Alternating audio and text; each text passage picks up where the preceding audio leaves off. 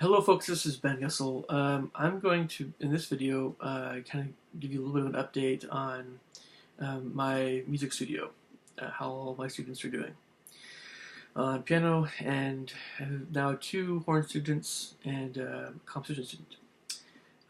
But of course, all names will remain anonymous. Sorry. If you need more details, you can always ask, but um, probably we'll probably need to keep the names anonymous. But, that's the way these things go. Okay, so I'm just going to kind of go through student by student, keeping the names anonymous, just kind of let you guys, especially if you guys are teachers yourselves, kind of know what's working and for different folks and why and what isn't, sort of thing. Because, it's all about the individual, right, when it comes to teaching individuals, right? Because you can do that. In the classroom setting, you always have to treat everything a little differently, for sure. Okay, so this first student, what's really worked well, and this girl is very,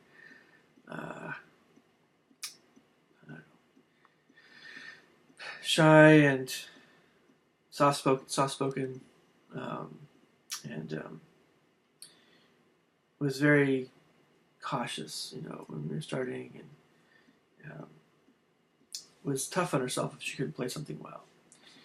And what's really working is going step by step at first. Now we're actually getting to the point where she's actually progressing quite quickly, and it's been effective to use soft tones of voice, and if there's ever a more challenging piece, make it sure that, oh, this is very challenging, it's just optional, just see what you can do.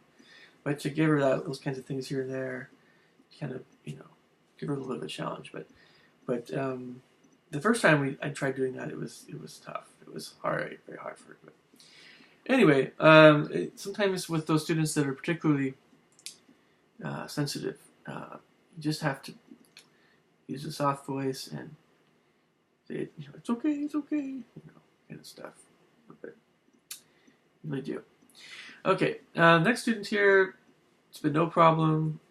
A lot more resilient, a lot more outgoing personality. Not maybe the student that practices the most, but very consistent student. So what's worked well has just been to, here and there, work on some music that she really enjoys. Really enjoys. Make sure we get some of that, but also not too much. Maybe it's just kind of, again, for a lot of kids, it's more of a hobby. So there's a little bit more of a lighthearted approach that works well with this particular student. And with her sister, next one, we're going very, very slow and steady, very thorough. Some students you have to do that a little bit more. The student, a little younger. So next student here, more advanced, prefers to work on one piece. Not too many pieces, like one or two pieces really are her focal point pieces. We're trying to get her to just play more, but she's making more progress recently, and we're working more in the classical realm. What works is better for the age range, I'd say, for intermediate students between, for more advanced students for this age of 10-ish, right, 10 up to mid-teens or beyond, well, up to 17 or so, depending on how long someone's been taking lessons, but basically your intermediate range, 10 to 16, 17, whatever, maybe a little bit beyond that. What works well, but more for the preteens and the early teens, are assigning more pieces that maybe have some quicker rhythms. They can handle it at that point mentally, physically, but quick rhythms, but not necessarily always bigger chords. And bigger chords would require, again, longer held notes. But the quicker the one reading one note or two notes, but especially one note at a time, a lot of students can play very, very rapidly, and so just less to process at once. I know it really is your more advanced pieces where you get big chords and fast rhythms and things. So it works well to not assign too much and keep everything kind of not not always too complex at this point harmonically, but it all depends. So a lot of arpeggios and things, pianistic things. This next student just started teaching, actually 3 siblings. It's a little bit too early to kind of tell what's working well, but it's kind of, they're younger, and it's going to be better to get nice and easy and soft voices and soft but clear. Yeah. More beginner type again. I have a horn student now, who was able to play very, very accurately. So we're already almost jumping into almost early intermediate stage, but we're just making sure we get all the main concepts before we get to that stage. But it's interesting having someone play trumpet before horn. It's very, very effective. I think it's a very good idea. A lot of times you can build up their high range a little bit. Then you have all these other things you focus on, like posture and embouchure things. I don't know, just so on and so forth. A lot of stuff there. Had a student who was injured. He's just getting back in lessons now. It's great. We've been working with him for a while. The student likes to play a number of pieces. He loves 5 or 6 pieces a week, sometimes, and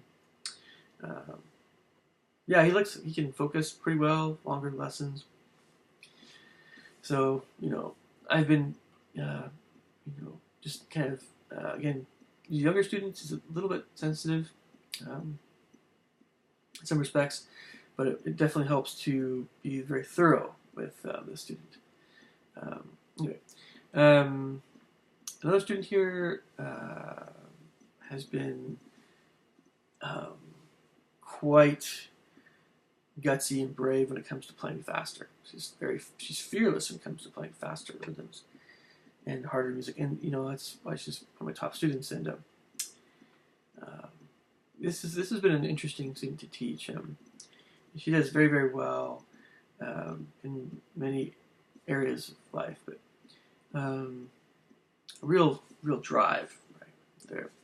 So we talk a lot about we're working a lot now on jazz and some popular music, but detests classical music, or a lot of it. A little bit stubborn that way. So yeah, just reading more complex rhythms. It definitely helps. Also, anything imaginative she really enjoys. Very much so. Yeah, anything aesthetically pleasing. Yeah, she's come quite a ways in a year. And only 1 year's time, the student's just huge progress. So we can teach her at a little bit faster pace. It's great. For her age, it's amazing. Some students will be getting to lessons here shortly, but they were on vacation for a bit, but quite bright. So it's been working to go through things at a little bit faster pace now, but she's up to it. Brother helps to go a little slower. He's a little younger, and some other things there. But for the boys, you gotta make sure you have some superhero themes and some, sci-fi stuff to keep things more enjoyable, I think, sometimes for the young boys. So another student here, kind of interesting. She's very, very advanced for her age. Right now they're on vacation, but it was interesting because she got to the point where she's playing her music in her regular method, American piano method. What's American piano method? Faber. She's playing that. I think it was we were ending in 2B, and she's playing so well. So we decided to. I knew she needed more of a challenge, so I started working with the Ferdinand Bayer studies, and it's been good, but Whenever you go to the kind of method that has no pictures and no warmth, right? Yeah, it's great because you're working on all these technical things, right? But I can tell, this is the one thing that you didn't want to do as much of. So, yeah, it's a different kind of thing. I don't know. There's some pros and cons with jumping to those harder. The European methods. There's pros and cons to jumping to those methods at an earlier age. I think it's worth it if the student's ready, but you kind of have to keep an eye on them, basically.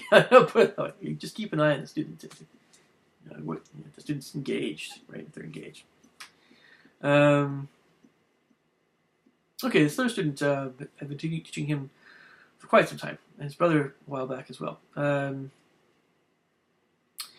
Fun personality, likes to joke around a lot. When you have a student who likes to joke around a lot, how do you manage that kind of personality in lessons? Well, you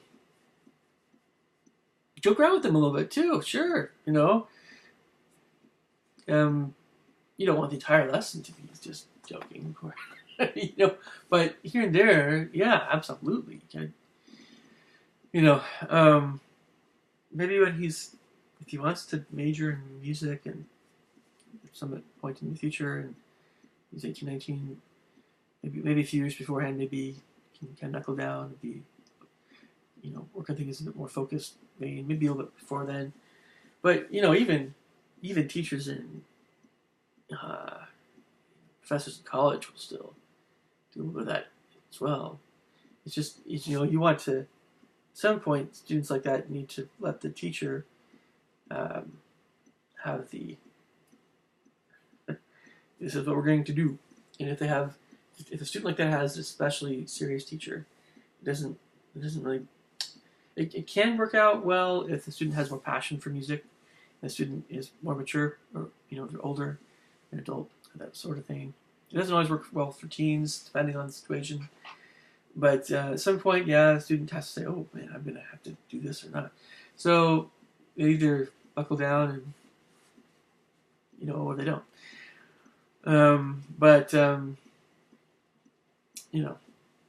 Do you work with the students, or do you make the student come up to your expectations, right? There's always a question there. For beginners and younger intermediates and younger kids, it just doesn't work very well to expect them to all adhere to what you want. If you're working only with adults and they're all advanced and pre-professional, you're essentially you're not a professor. If you have to be a professor, but if you're not a professor, you're teaching outside the college thing. You have the same kind of approach. Again, it only works really if they're all really serious musicians and they're all otherwise, it's just the way it is, right? Okay. A lot of folks have some kind of middle ground there, but so yeah. So as other students, a lady, different culture from India. It works well. I think I'm going to talk about my overall experience teaching folks from India. Talk about East Indians, India. It really is a good idea to, at some point, start, when they get to a certain point in the ability level, really start getting music that they enjoy, whether it's, if you can find transcribed music that's Indian, that's great. But certainly, some popular music or easy listening, especially, or just nice music. There's definitely not only romantic but soft rock, easy listening, mellow stuff is very popular. I think a lot of times in India, and something to kind of just be aware of. Sometimes you have other folks that like to do other things, but yeah, absolutely. Like get some Carpenters in there. Sure, absolutely. just nice stuff. 70s and 80s soft rock. Um, Another student here has been taking lessons with me for quite a while. Got to the point where I know what this girl wants to play more of, and a lot of it's anime. And anime is interesting. It's like film and movie music, but it's very associated with Japan or East Asia in general, but Japan in particular. And it's very I've actually been very impressed with a lot of composers from Japan, very much so. Now you're seeing Japanese composers that are really rivaling almost many Western composers. So it's really kind of cool. But this particular student is more interested in pop music, but softer spoken. What you want to do with softer spoken students, again, is to have them feel more comfortable in lessons and to really have them move forward in a positive way in music and piano, whatever it is. You really need to be paying attention to what they want to do and what their personality is like and what they want to do in music and help them feel included. You don't want to. It's really easy to beat down that introverted student. You don't want to do that. Unless that introverted student has very, very similar goals that you have, very, very similar personality and things. You want to really pay attention to that softer spoken student. Really, you can miss things very easily because a lot of times these quieter students, they won't always say what they want to play, or they won't always say what they're thinking or what they're feeling or how this last week's practicing went. They won't always tell you, or they'll be very nervous about some things if you don't have a more empathetic approach to teaching them. And if it's a very bad situation when a teacher berates a student consistently who has a more sensitive personality. You can have a situation where ultimately a student's traumatized or worse. These teachers, again, there's teachers that don't really know what they're doing when they are teaching certain kinds of students. And maybe it sounds like I'm referring more to younger students. You'd be surprised. Yes, adults can handle quite a bit more, but you can turn someone away from music. When a teacher is guilty of turning a student away from music because of the way the teacher acted, that's not a light matter. It's a teacher doesn't always know when that happens, but it's not a light matter. And anyway, so something to keep in mind. This other student here, sister, the last one I was talking about, even more soft spoken, very, very introverted. It's definitely worked well to always ask her questions, always be paying attention to how she is during the lesson. Maybe a little bit more taste for classical music. It always, in general, it always helps, especially with the more introverted students, to talk to the parents afterwards or on a consistent basis. Because some students, no matter how empathetic or warm-hearted you are, they'll be very, very nervous about ever telling you about what they think about something. So you definitely want to ask some questions to the parents, because the parents know the kids better than anyone, right? So you include the parents. You always include the parents, and parents will, definitely, be with you. There, they'll know when you're that awesome kind of teacher that you don't want to just do things your way. You don't want their input, and right. I should say that for if you want to be a professional concert pianist, that sort of thing. Students really has tons of time to devote to practicing. I don't know. So,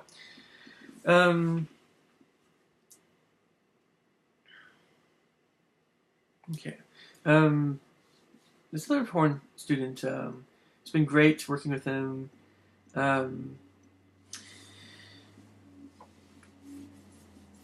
It really works also very well to, if you can, write music for students. I like write music for students.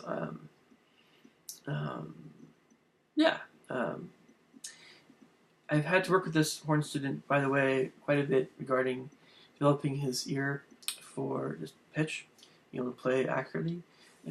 He's made a lot of progress just based on ear training, working on ear training. But ear training is something that a lot of horn teachers, teaching beginners, just need to be including, right?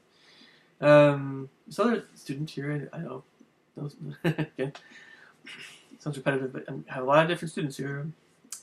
Hopefully you guys are getting something out of this. This one student I have, a boy, is just through the roof energy-wise. I have to just keep things going, otherwise I'd lose him.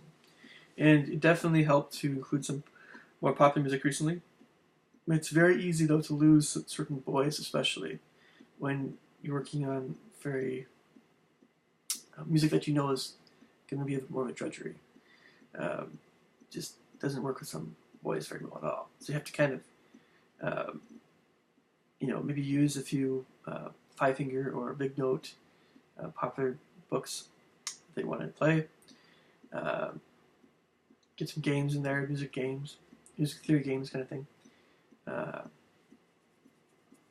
don't know, it's like using treats. Sometimes it's kind of a little bit of a cheat, I guess you could say, to get a student to pay attention, but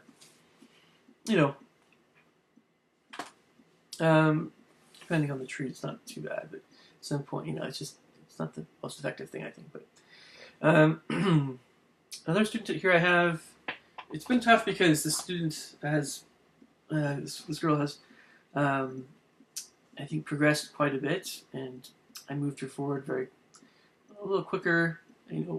When I was a younger teacher, I moved students a little quicker through the earliest levels, a little bit more so than now. But I knew that this student was ready for the music that we're working on. But there are times when you spend 2 years, hopefully not 3, but up to 2 years on one beginner level. The later levels perhaps. I'm making a point to never, for instance, have anybody get to level 4 in Bastion unless they are a pretty solid reader, right? They can read music well. So that's the closer a student gets to level 4, the more I'm scrutinizing how are they ready for level 4 kind of thing. That's kind of, and then also I do the same thing somewhat with level 3 now, but primer 1, I almost want to group that level into one, just big level 1 group, because it's great to have it kind of in two different levels, and it helps. This is why when you're teaching, when you're teaching at the outset. This is for all those piano teachers out there. When you're going to teach a student, it's going to take a long time in the beginner levels. That's why it's great to have a piano series like a piano method like Alfred's Preparatory Piano Course. Right, you have 6 different levels that just cover the primer 1 and 2 different levels. Twice as much material or more. It's like the ideal for kids that are just going to go ding, ding. But you're lucky if you are able to teach them eighth notes. Before you have to pass them on to another teacher, you move or whatever. So, but then you have Faber is pretty okay that way. But the Bastion series does advance quicker. So you can either spend more time on each piece, but that gets a little bit tough to do. Tough to keep kids' attention, interest if they're working on a piece for one little piece for like a month, unless it's a more substantial piece. But so I have another student here that's a little tougher on herself if she doesn't play everything very, very well right off the bat. So there's at least 2 students like this that become very emotional during a lesson if they don't play something very well. So you have to kind of take a very sympathetic and empathetic approach and just be very mindful of their moods and things. And, ask them how things are, and try to keep your critiquing to the point and say it very nicely. And it's okay. You just sight reading, right? You just sight reading. It's okay, right? yeah. So, um, but yeah, I mean, this particular student has made a ton of progress. There's a ton of progress. She's an intermediate student. I taught her from primer levels, and just reading Beethoven now. So other students, a sister of hers, it's been tougher to teach because, well, I don't know, it's very pleasant personality, of course, but she has, but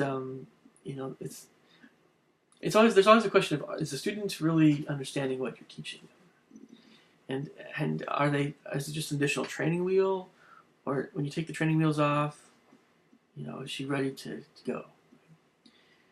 So you really have to be careful with the five finger thing, especially with the Bastian series, right? If you're working with, I don't know, it's just you want to have a student as much as possible be engaged in the theory, music theory, when they're younger. They will sometimes resist that, even subconsciously, but you want to keep giving it to them. If they don't get the theory, they're going to fall on their faces, right? It's not going to work. They're just not going to progress. It's like you need music theory. You absolutely, and you need ear training. You need note reading abilities. You need all that stuff. Music theory games. It's all very, very, very important. You can't overlook it.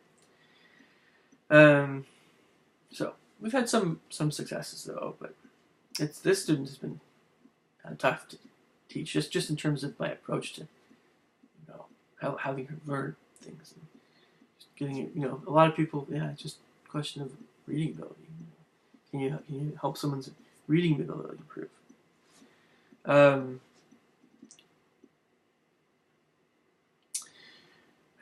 So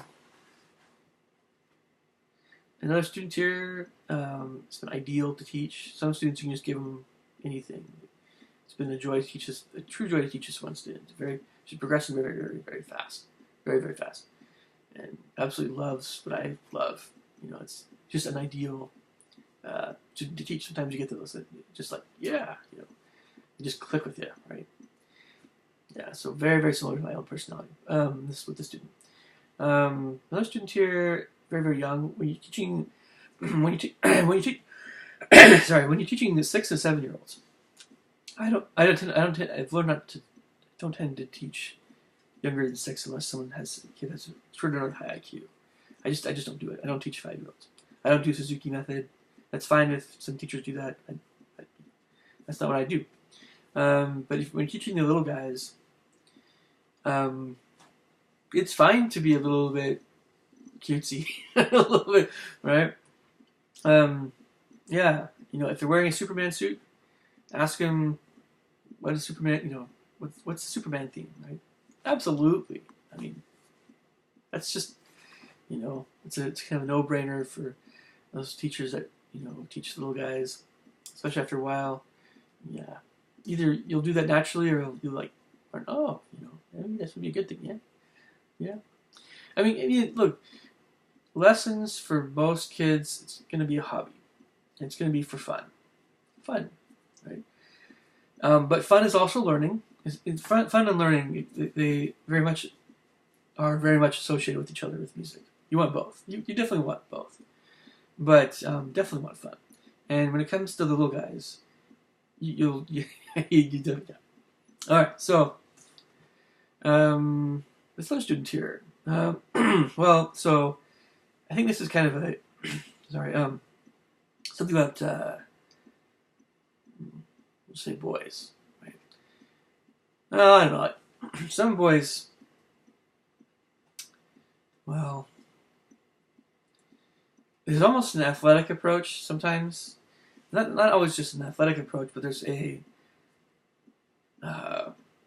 when you're in lessons, some boys they'll teach will have a bit more of a bit more, oh boy, kind of teachers here kind of thing. That's just great, And I'm thinking more of boys in this regard, and girls have similar thing, but the way that behavior of boys, I think it's great when you have a boy that will not goof off. They'll be very attentive.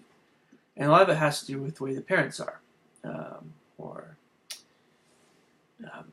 yeah.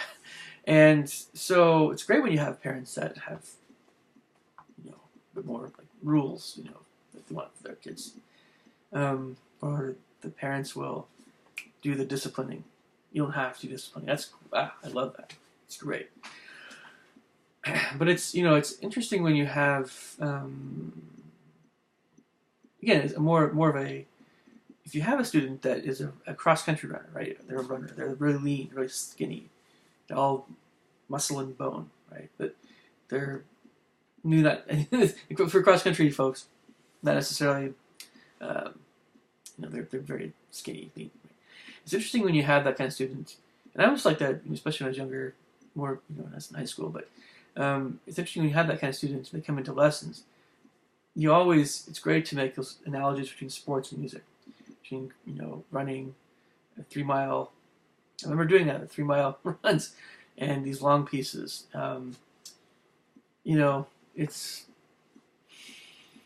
It's great to have those students. Anyway, that's the best I can say. This student is progressing just fine. This other student here, I haven't seen this particular student for a bit. I'm always open to teaching folks that like, not only soft rock, but say folk rock even, or older sorts of music, but not. I mean, there's all kinds of older music, but I guess in this student's case, music from the 70s, hippie, stuff, right? Or something with a little bit of twang, not necessarily country, but again, that folksy stuff. It's nice to be able to teach someone like that has those kinds of tastes in music a little bit. But again, the student has been on vacation for a bit. Also, going on here, there's another student I have here who's very, very energetic. It's very, very hard to just keep her attention going back to our lesson. And, if I were to strike some, I'm trying to find that golden area of jokes, right? Or just, with getting back to what we're doing. Sometimes it's an organic thing. Sometimes the pieces that you're playing present the fun diversion for just a second to keep their attention going. Sometimes not. You have to be careful. If you have a really loud, poundy, aggressive piece, those kind of kids love to play that stuff. But sometimes they can keep playing it when you want to move on to something else, right? Yeah. So it's just it's an art. It's an art to teach those kids that have short attention spans. Get better with time. That's the best I could tell you. But I couldn't see working with a student with Ferdinand Bayer, unless it was only for like 5 or 10 minutes. If it got to be too long a period of time as working with these exercises, it wouldn't. And my gut feeling is it just wouldn't work very well. So it all depends on the age and student. So these other 2 boys, the brothers, things have been great. Again, it's great to work with kids that have had really solid, great teachers that have taught them the basics in the past. I might also say, though, that some teachers, I think, progress too slowly with the student. Probably better than progressing too quickly. But this question of, is a student really progressing too quickly or not? Some teachers really don't see how fast the student is progressing. Or, it's true, when you teach a 12-year-old, that 12-year-old will probably understand what you're telling them, understand what you're saying, and they'll understand, they can have increased mental facility to read at a higher level on music. They're going to have all those advantages, tons of other advantages over the 10-year-old, and then the 10-year-old even more so over the 8-year-old, and or the so on and so forth. Age does matter very much when you're teaching younger students, and so at a certain point you really do have to slow down with some students, and I've had to do that. You just have to. If the student cannot read past a certain level, you have to work with them where they're at. It's why a lot of very serious performers and teachers don't really want to work with very, very, very rarely kids. It probably only, it all depends on the kid, but you know, it's like, yeah, some teachers just want to work with just the advanced folks, right? Or just the really, really, and that's fine, you know, but it does take a lot of patience to work with the kids that are going to be, you know, again, that level 1 for 2 years, you know. If it gets to a point where it's 3 years in one level, is that taking too long? Probably. In my opinion, if a student is at a certain level, it's a beginner level, primer level 1, level 2, especially level 3, even level 4, yeah, all of those beginner ones. If they're at those one of those levels for over 2 years, it's gets to the point where maybe just I think that should take a break from lessons for a while, and you keep working with them periodically with music theory and that sort of thing, flashcards. And flashcards are another thing where I've been very fond of using them, but it sometimes backfires. You don't want to have something as music theory which would be an end of itself. You always want to apply what they're learning, what they're doing in music theory to what they're playing, or what they're thinking about. I've never had this situation though where I've had to teach a student for longer than. No, actually, that has actually happened once, and you sometimes use multiple methods for that student. This is a younger student. It was one of the hardest students for me to teach, and I don't know if I made very much progress with the student, but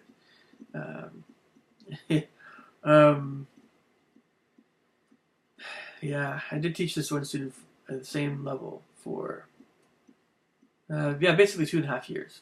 And it was extremely frustrating. We went through all these different books, so I know what that's like, and I can answer you guys' questions about what worked, kind of, and what didn't work so well. So yeah, but okay, so this just another student here, one more student, competition student. Again, teaching teenagers is so enjoyable. It's so enjoyable. It's just you teach them so much more rapidly, and it's yeah, it's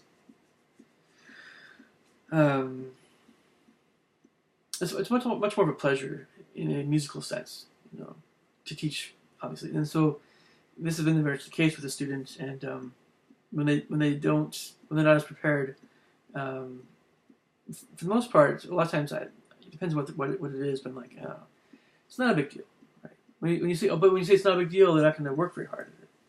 Well, it's just a question of what we're doing. There's so many things I'm working on with the student. Really, composition is like that. As long as the student is putting in some effort, then I'm okay with lessons moving forward. Teaching composition, again, there's a lot of misconceptions about how it should be taught. There really are. And, I keep feeling like, kind of battling these old school things that,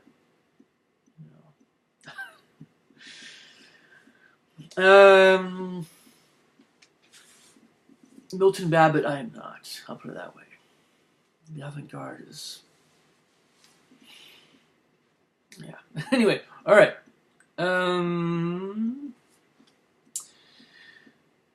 That's about it for this video. Hopefully this has been of use to special teachers. I will catch you guys later. Take care. Have a good day.